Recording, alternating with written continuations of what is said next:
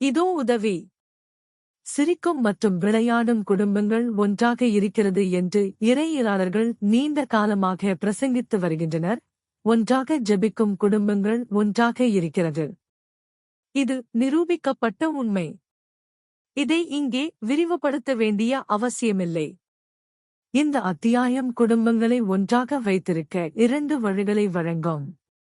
வரலாற்றில் குடும்பம் சிதைந்து கொண்டிருக்கும் ஒரு நேரத்தில் குடும்ப ஒற்றுமையே அல்லது முறைசாரா முறையில் குடும்ப ஒற்றுமையை பாதுகாக்க நமக்கு எல்லா வழிகளும் தேவை. ஒரு நீடித்த பாதுகாப்பான சமூக அலகாக குடும்பத்தின் சமூக தர்க்கரீதியான முறிவை பகுப்பாய்வு செய்வது எங்கள் நோக்கமல்ல. குறிப்பாக அதிகமாக வலியுறுத்தப்பட்ட தலைமுறை இடைவெளியை நாம் குறை கூறக்கூடாது. உதாரணமாக, கணவன் மற்றும் மனைவி புள்ளிவிவரங்கள் அதிகரித்து வரும் இணக்கமின்மையே விவாகரத்து மூலம் தப்பிக்க வழிவகுக்கும் என்பதை காட்டுகின்றன.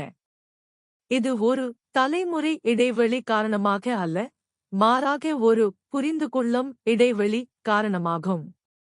இவ்வளவு தீவிரமான விஷயத்தில் ஒருவர் அற்பமான தீர்வுகளை முன்மொழியக்கூடாது. நீங்களே பாருங்கள், ஒன்றாகச் சிரிக்கும் குடும்பங்கள் ஒன்றாக இருக்கிறது. நல்ல நகைச்சுவை, பாசமுள்ள மற்றும் அசைக்க முடியாத நகைச்சுவை குடும்ப ஒற்றுமையின் பிணைப்புகளை பிரிக்கும் உராய்வை நீக்குகிறது. எனவே நாம் மீண்டும் நிலைத்தன்மையின் சட்டத்தை நம்பியிருக்கிறோம். பாசமுள்ள நல்ல நகைச்சுவையின் முன்னிலையில் கோபமாகவோ வெறுப்பாகவோ சகிப்புத்தன்மையற்றதாகவோ அல்லது குடும்ப நல்லிணக்கத்தை அழிக்கும் எந்தவொரு உடன்பாடற்ற அணுகுமுறையையும் பராமரிக்கவோ முடியாது.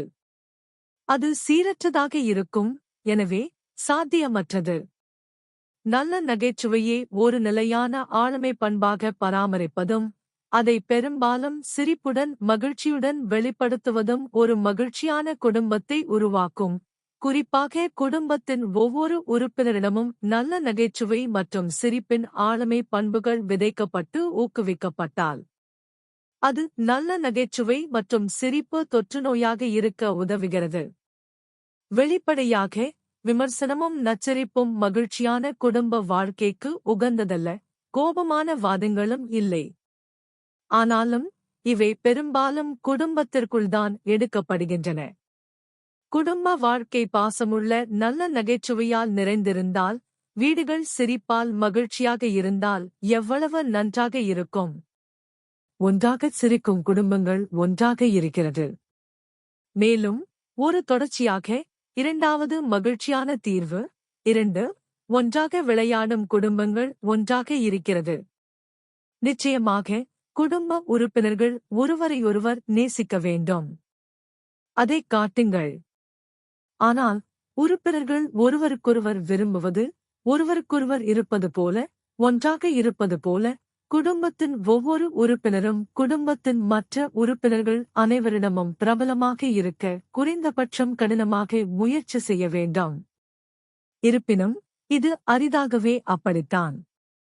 வெளிப்புற குழுக்கள் ஆளுமையுடன் வளர்க்கப்படும் அதே வேளையில் குடும்பம் பெரும்பாலும் சாதாரணமாக எடுத்துக் கொள்ளப்படுகிறது. உன் கவலையை நீக்கும் இடமாக வீடு இருக்க வேண்டும்.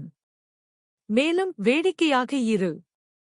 குடும்பங்கள் ஒன்றாக வேடிக்கை பார்க்க வேண்டும். வீடு ஒரு வேடிக்கையான இடமாக இருக்க வேண்டும். நீ விவரங்களை நிரப்பு. ஆனால் அது மிகவும் அவசியம், ஆனால் மிகவும் புறக்கணிக்கப்பட்டது. நான் அதை மீண்டும் சொல்ல விரும்புகிறேன். ஒன்றாக விளையாடும் குடும்பங்கள் ஒன்றாக இருக்கிறது.